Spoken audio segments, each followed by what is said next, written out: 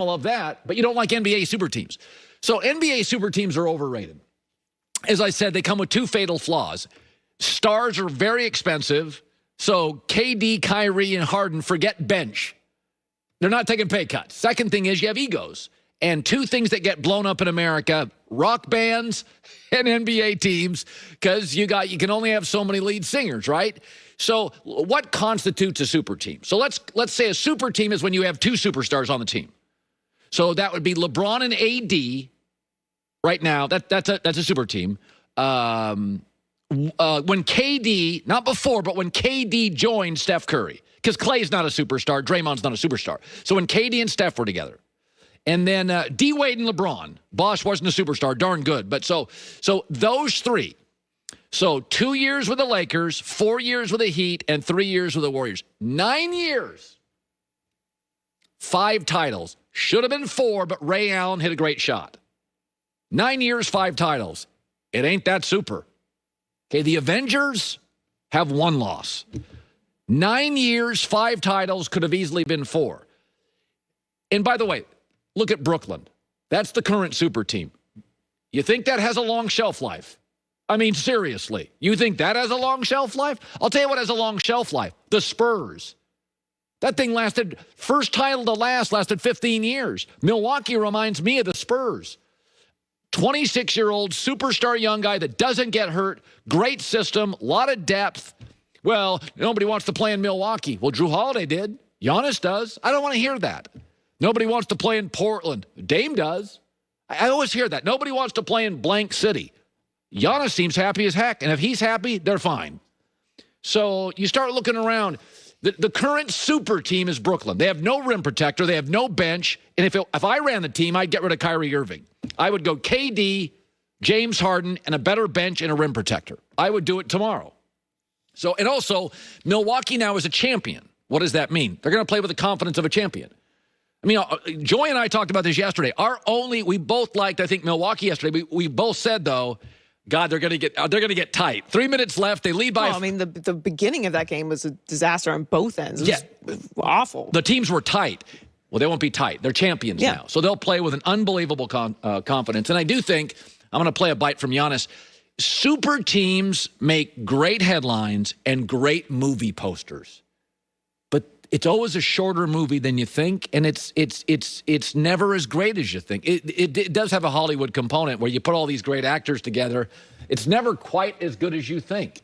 It's not as authentic. People didn't work as hard. Giannis talked about that after last night's title. Well, obviously, I wanted to get the job done.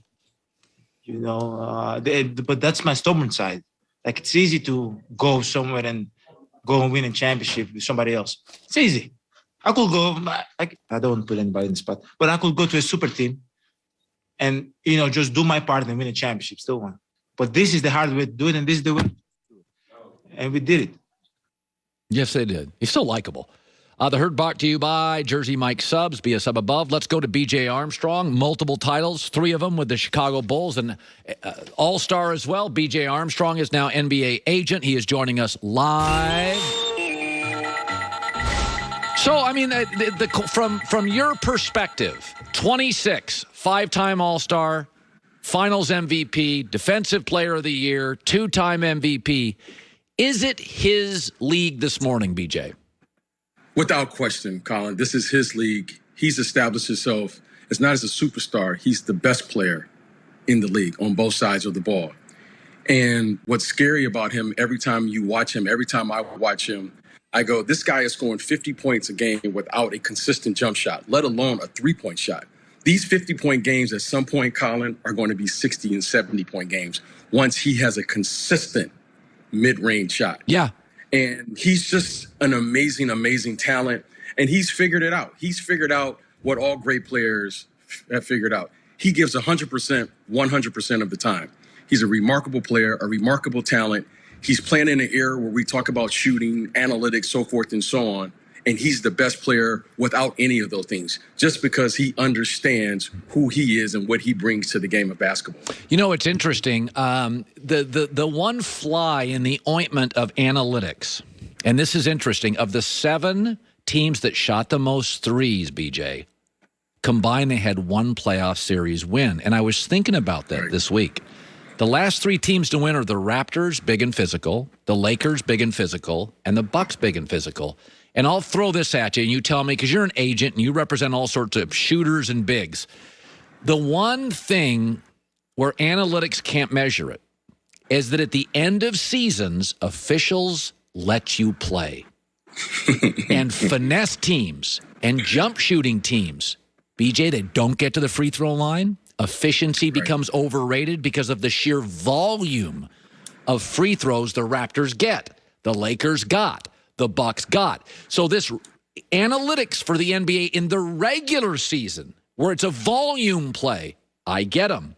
But I do look at this and I think, okay, this is the 3rd year in a row, BJ, where a team that's not known as a three-point team that's kind of ugly, that's kind of physical, and the refs swallow the whistle, and that's not baked into analytics. That finesse does not work late in seasons. Am I nuts? No, you're not nuts. You've hit it dead on.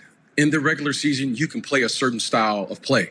But as you just said, Colin, let's identify there's levels to this. There's regular season basketball, there's playoff level basketball, and then there's championship caliber basketball. In order to do that, Colin, you have to exercise the totality of the game.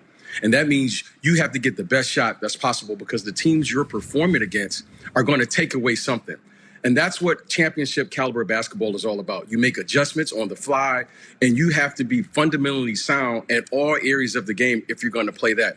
And you just can't be a one-dimensional team. And I think that's what analytics doesn't take into account, because when you look at this Milwaukee team, they adjusted. And their best player, Giannis, was just simply amazing. I mean, I can't tell you last time I've seen a player and said I've been this excited about, because what he's done is he's really pushed the reset button on what it means to be the best player. He's not only the best player on the perimeter, he could be the best player in the post. He does it in transition. Now he's doing it in the half court. He can rim protect. I mean, he has the totality and the aspect of the game, the way the game is played today. He's really just a phenomenal, phenomenal player. You know, it's interesting. We get caught up in super teams. And I like to remind people, the Bulls, the best basketball team I've ever seen, were not a super team. Michael and Scotty, the 2 best players, this was a long journey. Couldn't get through Detroit for years. Couldn't get through the Celtics. And San Antonio was not a super team. The old Celtics, 11 titles, they were not a super team. And then, by the way, don't get me wrong, when KD and Steph and Clay are playing together, it's a tough out, okay? But it is funny about the super teams. In your business, the agent business, and players